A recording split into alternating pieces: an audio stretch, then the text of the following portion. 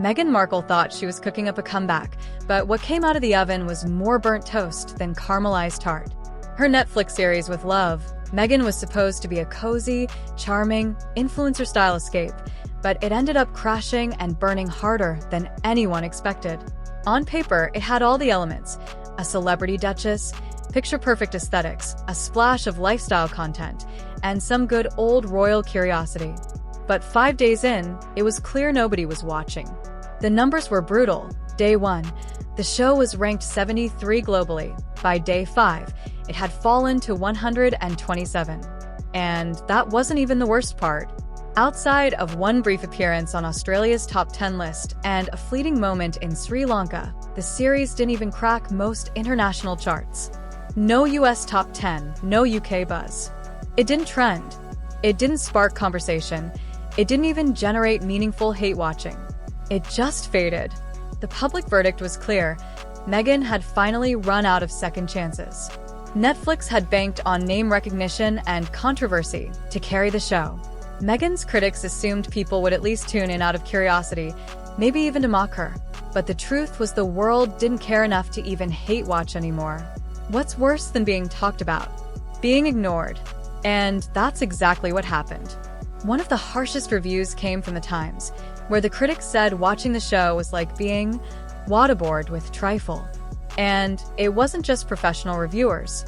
Social media lit up with parodies, memes, and spoofs that poked fun at Meghan's curated, overly polished presentation. From homemade turmeric marshmallows to making jam in designer aprons, the show felt like a parody of itself. People weren't laughing with her, they were laughing at her. But perhaps the most telling part of the downfall was how desperate some fans became to change the narrative. There were even attempts to Photoshop Netflix's top 10 charts to make it seem like with Love, Meghan was doing well. That level of delusion wasn't just sad, it was a clear sign of a collapsing fan base trying to hold on to a fantasy that no longer had legs. The deeper issue here is that Meghan's image, once polished, mysterious, and intriguing, has turned completely hollow. People don't buy the brand anymore. They don't feel connected to her. They see through the scripts, the poses, the artificial moments. And when someone feels that out of touch with reality, audiences check out. Meghan isn't Martha Stewart, and she's definitely not Taylor Swift, someone who constantly reinvents herself while remaining relatable and real. And speaking of Taylor, it's almost comical how Team Sussex tried to blame with Love Meghan's failure on Taylor Swift's surprise engagement to Travis Kelce's stealing the spotlight, as if Swift's news cycle somehow erased the potential success of the show. Let's be real, if Taylor Swift's engagement announcement derails your entire project, your project was never strong to begin with. The irony is Meghan's team used to spin every small win into a headline, a podcast award here, a streaming deal there, but this time there was nothing to spin. No PR magic trick could hide the fact that people didn't tune in. There were no headlines, no top 10 lists, just silence. And in the world of entertainment, silence is the loudest failure of all. The series wasn't just bad, it felt tone-deaf. At a time when people crave authenticity, watching a show built on unrealistic perfection just didn't land. Viewers weren't inspired. They were irritated. Working moms, in particular, were vocal about how detached and even offensive the portrayal felt. The message was clear. If this is how Meghan defines relatable, then we're not buying it. Netflix isn't in the business of charity, and certainly not in the business of protecting egos. When they signed Harry and Meghan to that jaw-dropping multi-million-dollar deal, the expectation was clear: deliver results.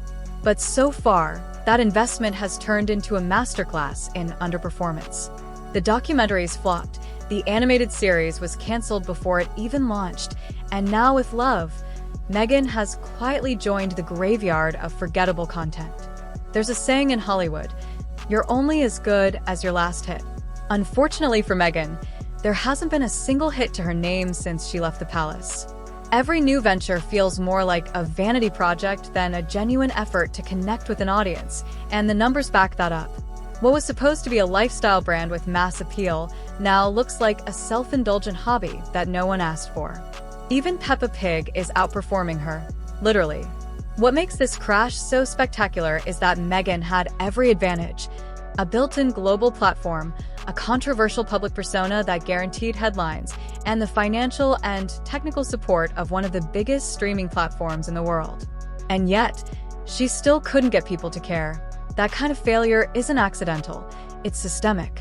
It's the result of ignoring what audiences actually want and insisting they'll buy into a curated image instead. The truth is, people are tired of the Meghan Markle PR machine. They're tired of the victim narratives, the passive-aggressive interviews, the polished monologues pretending to be vulnerable moments. Viewers don't want to be sold an aesthetic. They want honesty, flaws, humor, chaos, humanity. What they got instead was a woman making jam in a spotless kitchen while quoting Pinterest affirmations as if they were life wisdom. It didn't feel aspirational. It felt insulting. Lauren Lawn, a seasoned PR analyst turned YouTube commentator, hit the nail on the head. You can't PR your way out of this. Numbers don't lie. Views don't lie. And no amount of influencer flowers or curated dinner parties can distract from a fundamental truth.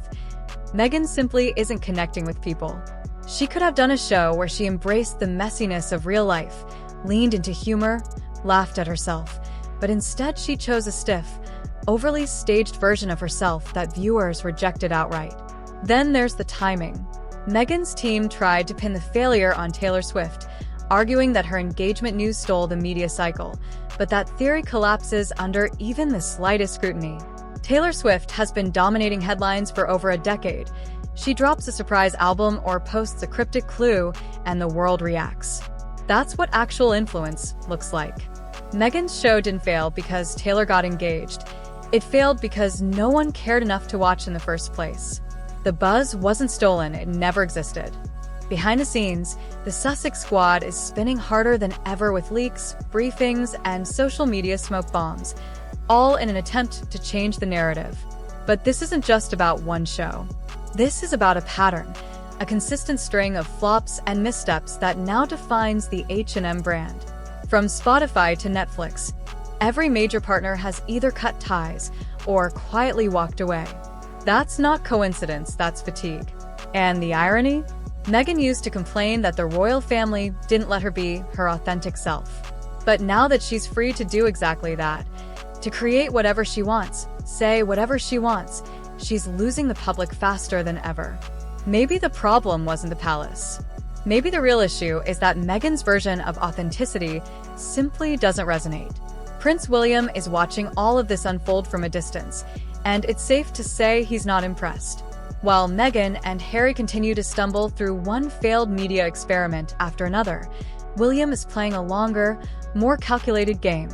And behind palace doors, there's growing tension not just between William and Harry, but between William and King Charles himself. Because the one thing the prince absolutely refuses to entertain is the idea of Harry being welcomed back into the royal fold without consequences. William's stance is simple: betrayal has a price. And what Harry did, airing dirty laundry, exposing family rifts, selling royal drama to the highest bidder, can't just be brushed under the rug for the sake of appearances.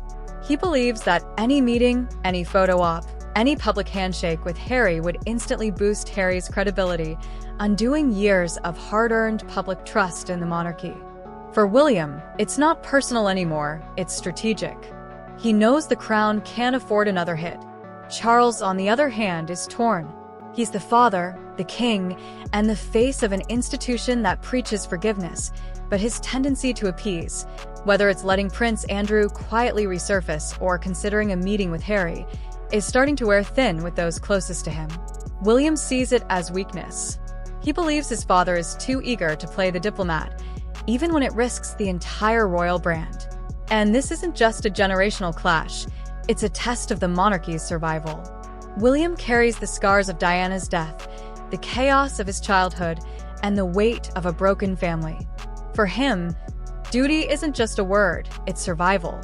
He's crafted a stable, grounded life for his own children, the very thing he never had growing up. So when he sees Harry turning family drama into a media franchise, it doesn't just anger him, it insults everything he's built. Sources close to the palace describe the father-son relationship as cold, formal, even tense.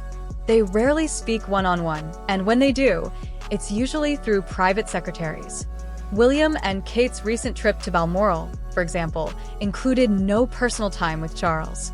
The king stayed secluded in a separate house, leaving his son and daughter-in-law to navigate the estate alone. That silence speaks volumes. Adding fuel to the fire is the internal royal debate about how modern the monarchy should be. William wants reform. He envisions a streamlined, relevant institution that reflects the times.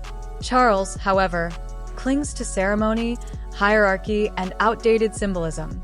William's friends say he finds his father's obsession with uniforms and pageantry borderline ridiculous, like something out of a different century.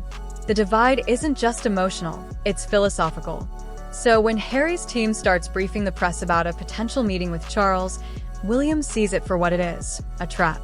A photo of the king and Harry having tea would instantly be spun as a royal olive branch, and just like that, the man who publicly accused his family of racism and cruelty is back in the inner circle. William won't have it. Not without a public apology. Not without real accountability. What's unfolding isn't just a family squabble, it's a power struggle, a battle over legacy, control, and the future of the monarchy itself. And in the middle of it all is a king who wants peace, a son who demands boundaries, and another who keeps selling the family name to stay relevant. For William, the path is clear. No deals, no PR stunts, no more second chances. If Harry wants back in, he has to earn it. And for once, Meghan can't stage manage that redemption arc, not even with a Netflix budget. Don't leave just yet. The full story isn't over. What's your take on this breaking news? Comment below, and let's start the discussion. And if you haven't subscribed yet, hit the button now, because the next video drops sooner than you think, and you won't want to miss it.